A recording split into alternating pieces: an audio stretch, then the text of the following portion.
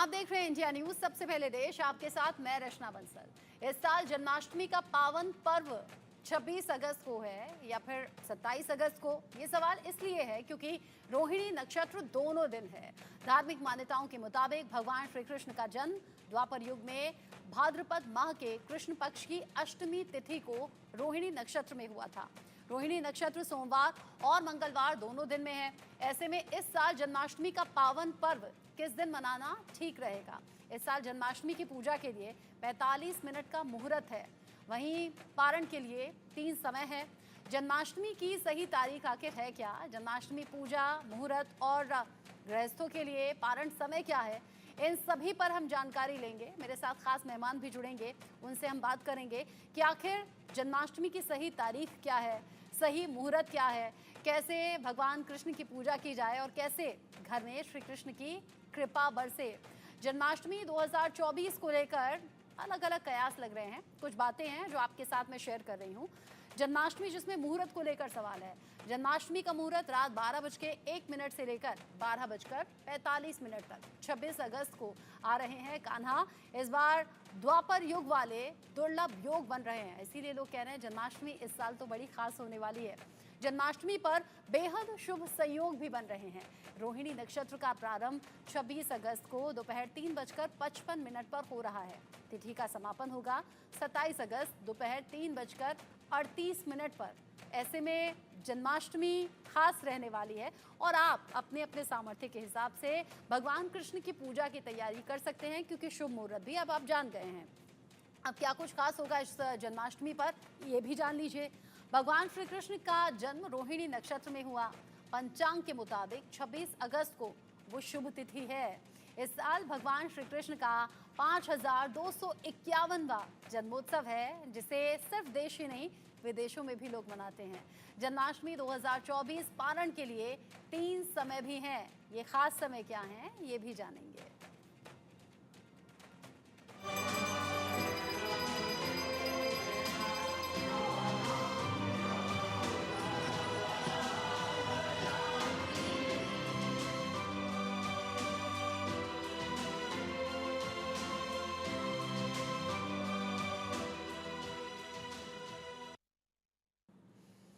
जन्माष्टमी का पर्व जिसका साल भर इंतजार रहता है, खासतौर से कृष्ण भक्तों को बड़ा बेसब्री से इंतजार रहता है। कान्हा के जन्म पर खास तैयारी और कैसे जन्मदिन मनाना है, उसकी अलग अलग भव्य तस्वीर, मनमोहक तस्वीर सामने आती है। इस साल जन्माष्टमी का पर्व 26 अगस्त को है या फिर 27 अगस्त को, ऐसा सवाल बहुत से भक्तों के मन में है।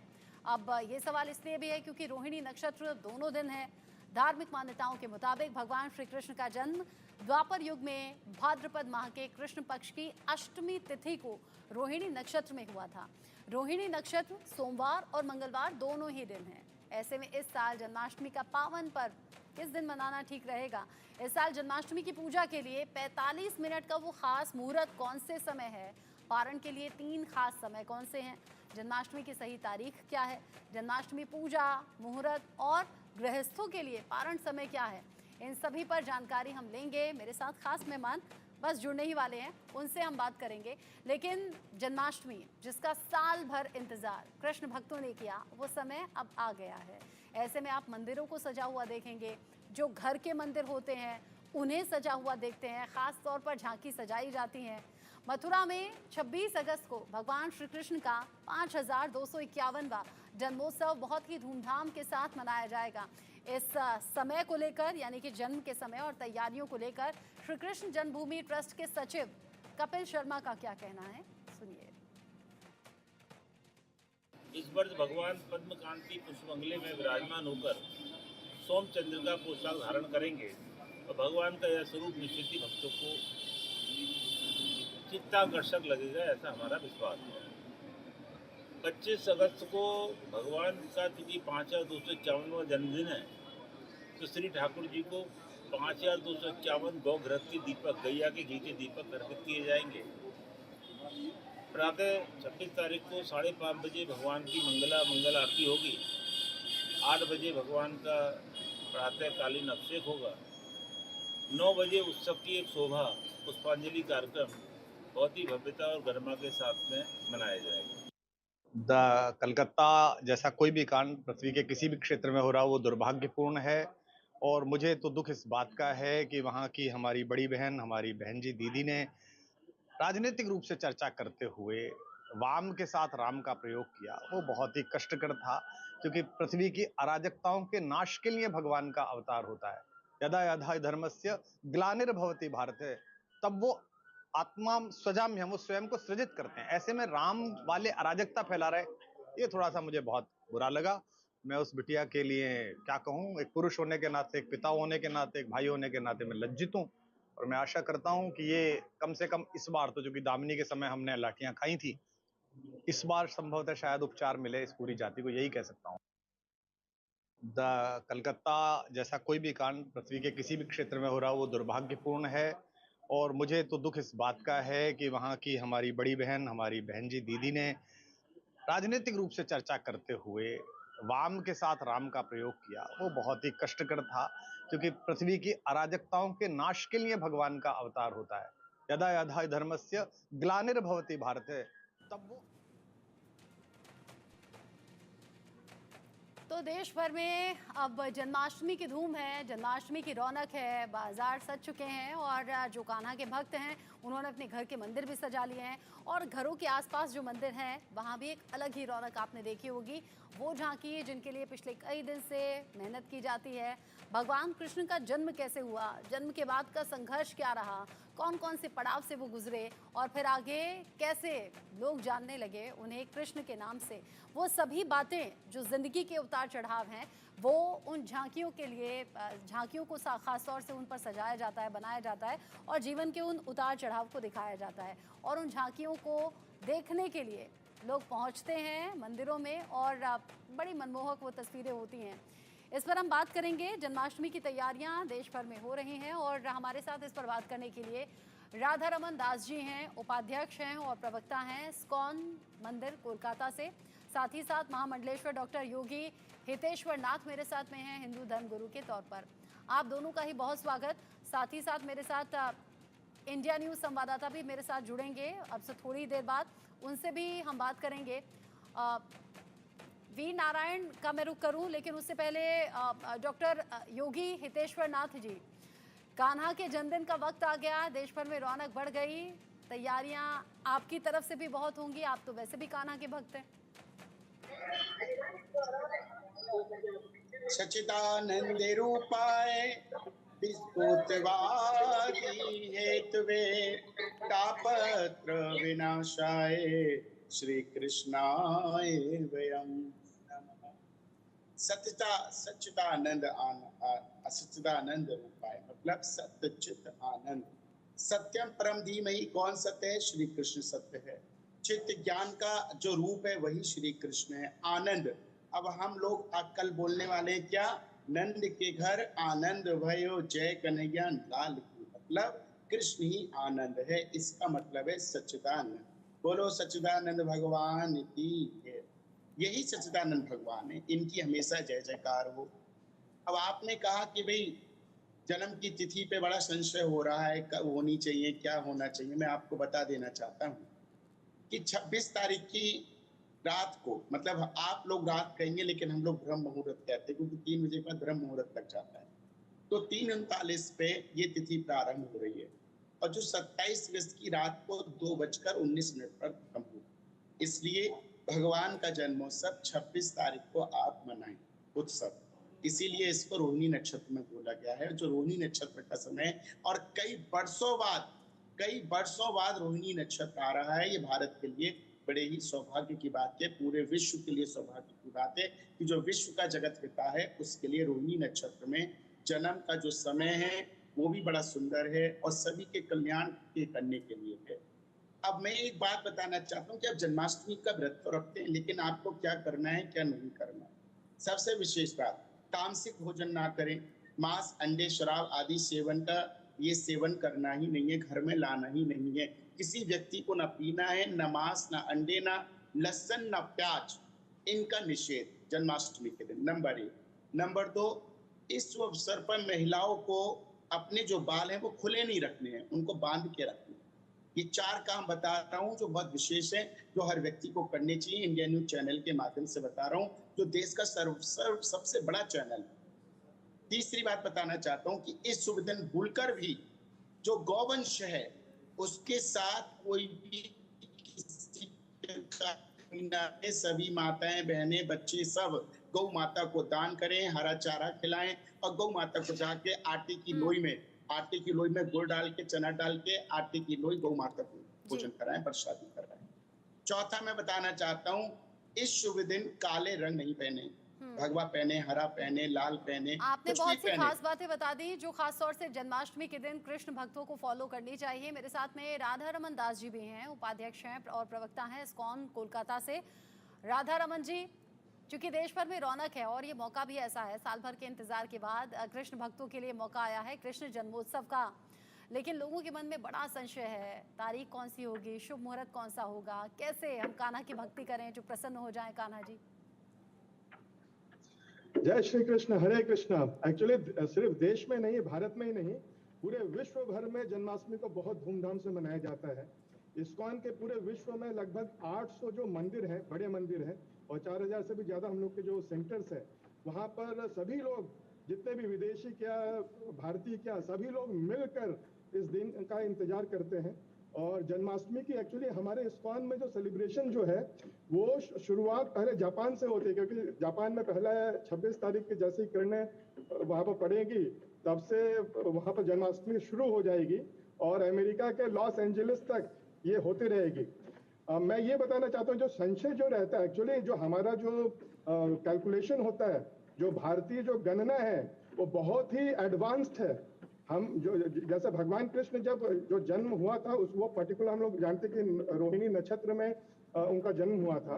तो जैसे जैसे अगर हम देखेंगे विज्ञान जो है उसके अनुसार जो इंस्टॉलेशन, जैसे जिस समय मथुरा में रोहिणी नक्षत्र था तो वो जो कॉन्स्टलेशन होता है उसके अनुसार गणना करके पर्टिकुलर जो जन्म का तिथि होती है वो चार्ट निकाला जाता है। तो मान लीजिए अगर भारत में 12 बजे एक नक्षत्र है, वो जापान में कुछ और ही कॉन्स्टलेशन होगा उस समय।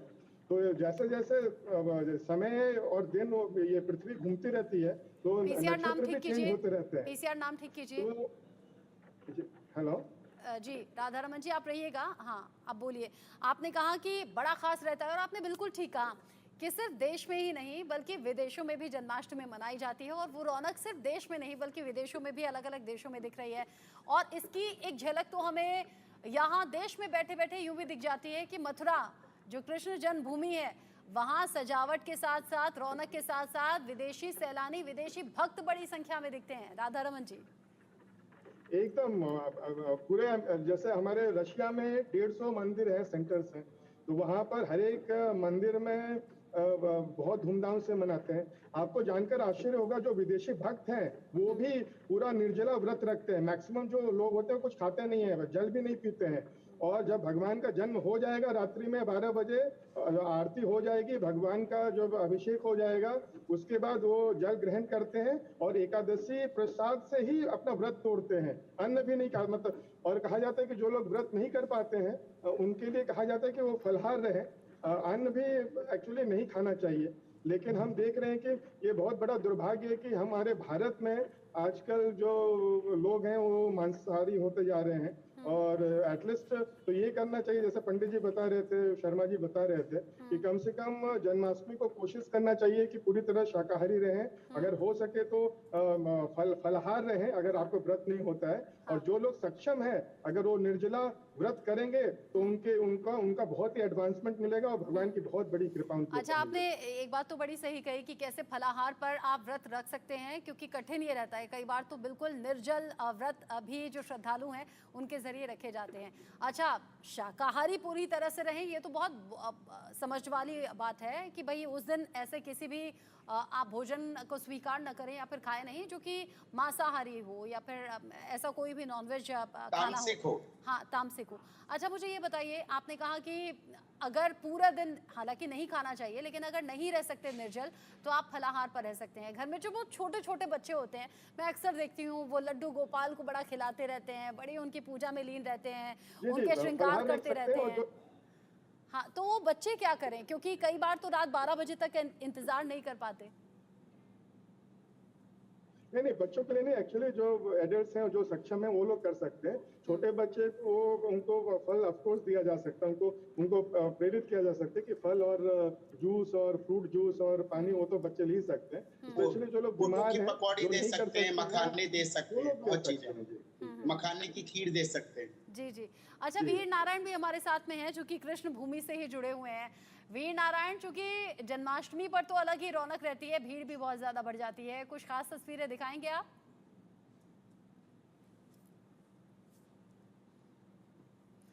वीर नारायण, पहले अनम्यूट कीजिए खुद को।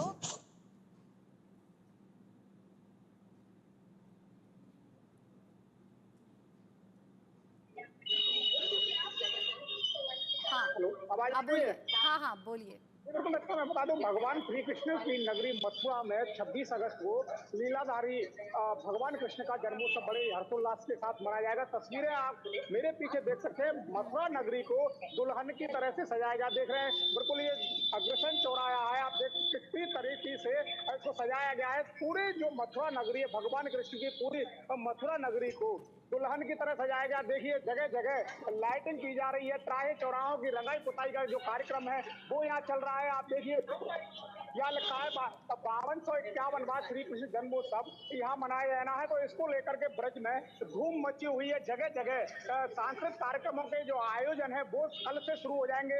कल यूपी के सीएम योगी आदित्यनाथ है, वो रंगारंग जो कार्यक्रम जो होंगे, सांस्कृतिक कार्यक्रम होंगे, उन कार्यक्रमों का शुभारंभ करेंगे। तो कल वो शाम को 5 बजे से जो कार्यक्रमों की जो श्रृंखला है, देश और दुनिया से जो श्रद्धालु भक्तों का जो सैलाब है वो यहाँ आना शुरू हो गया है। कुछ श्रद्धालु भक्त मेरे साथ है, पूछते हैं कि किस तरीके का माहौल यहाँ उन्हें देखने को मिल रहा है। मध्य प्रदेश के कुछ श्रद्धालु भक्त यहाँ, क्या नाम है आपका? मेरा नाम अजय पटेल। कहाँ से आए आप? मैं दमोह में। आप दमोह से आए, भगवान कृष्ण की नगरी पहुंचे, किस तरीके की व्यवस्था है, किस तरीके का माहौल यहाँ देखने को मिल रहा है? व्यवस्थाएं बहुत अच्छी है, सजाया भी बहुत अच्छा गया है। बाकी शासन को एक काम करना चाहिए, ये जिला शौचालय की व्यवस्था करनी चाहिए। किस तरीके की सजावट यहाँ देखने को मिल रही है, सफाई की व्यवस्था है? तरीके से सजावट की गई है। दर्शन हो गए? हाँ, सजावट भी अच्छी है, दूर दराज से श्रद्धालु पहुंच भी रहे हैं। कृष्ण की भक्ति पर जाकर यूं भी खुद को सौभाग्यशाली मान रहे हैं, क्योंकि कृष्ण जन्मोत्सव का ये मौका है। वीर नारायण, आप रहिएगा मेरे साथ में। हितेश्वर नाथ जी, चूंकि मथुरा कृष्ण भूमि जहाँ खिंचे चले आते हैं श्रद्धालु, लेकिन अक्सर हम देखते हैं जन्माष्टमी के मौके पर इतनी भीड़ होती है कि पांव रखने की जगह तक नहीं होती। उन श्रद्धालुओं को आप क्या कहेंगे जो कई बार तो भीड़ में घुस जाते हैं या कई बार अनहोनी भी हो जाती हैं?